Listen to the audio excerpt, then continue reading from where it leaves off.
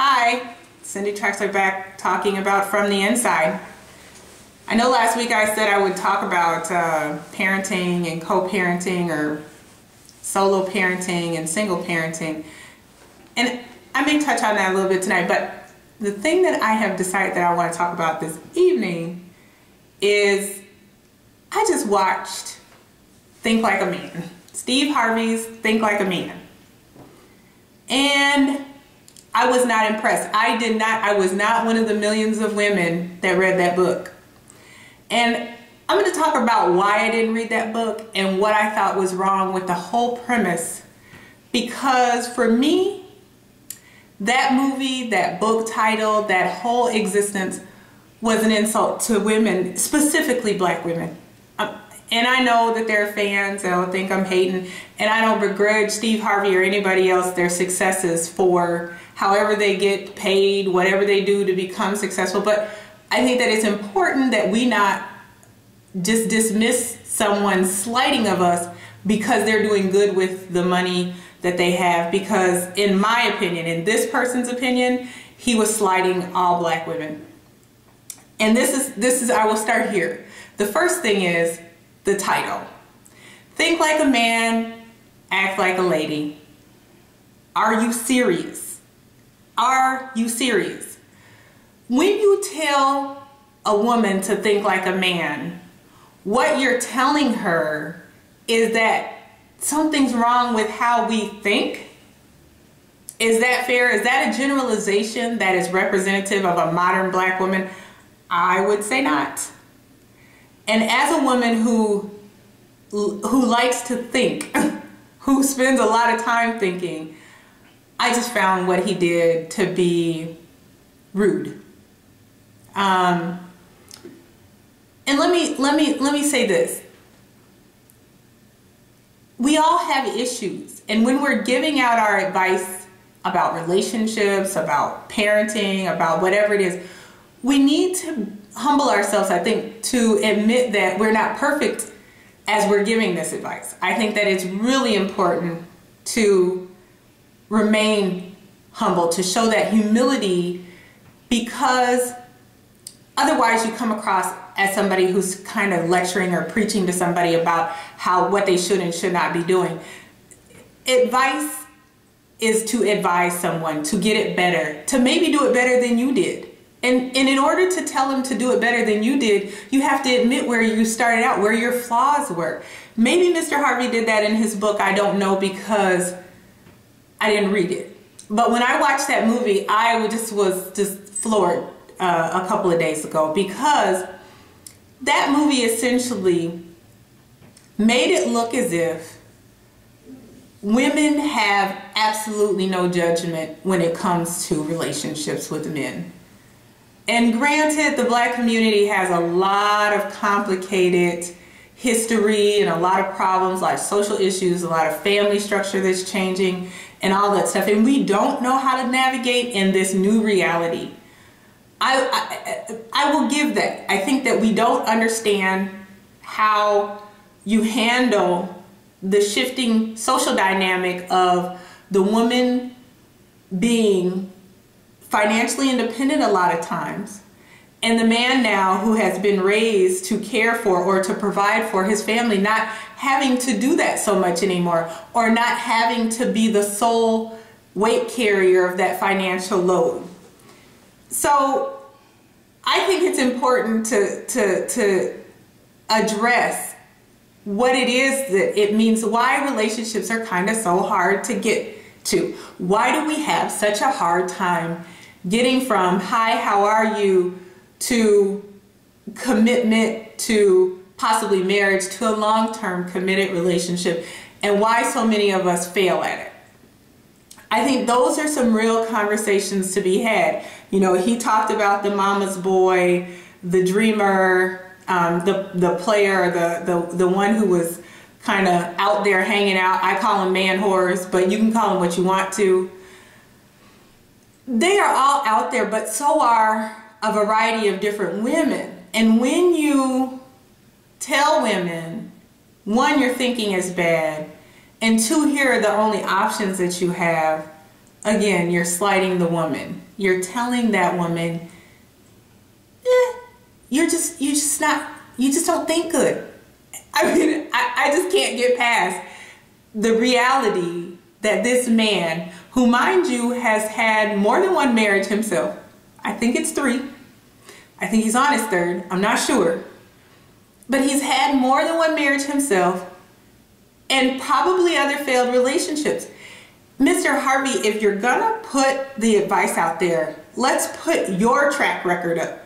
Let's talk about why you didn't succeed at those relationships and what kind of woman that you sought when you weren't in the best place. Because see, that's what it really comes down to. When you come out of a relationship feeling like a victim, ladies, chances are you were stalked by a predator. You were stalked by somebody who likes to victimize. And quite honestly, if you're one of those women who has repeated relationship after repeated relationship and it's always failing, the first advice that I give you is you need to be alone for a minute. Put the brakes on.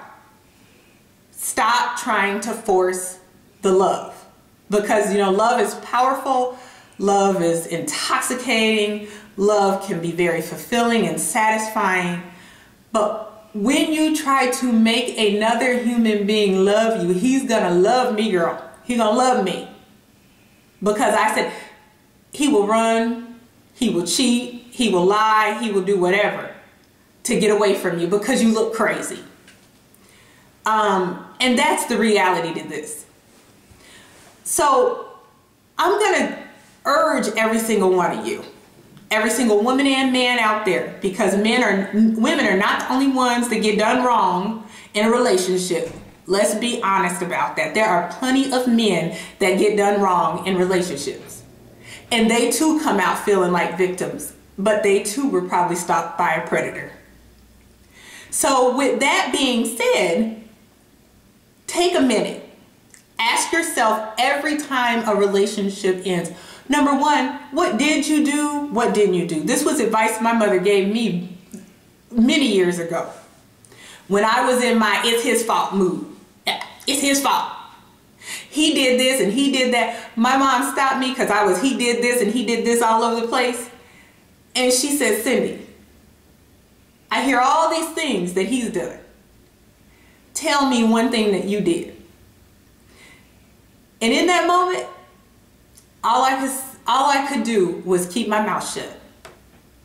Because what it did for me was it elevated my consciousness to go, oh, there's 2 people here. And those 2 people that are there, they're there working or not working or being indifferent to that relationship. So what did you do to make it work or fail? And then once you answer that question for yourself, ask yourself a next question. What are you supposed to learn? Because life is teaching you.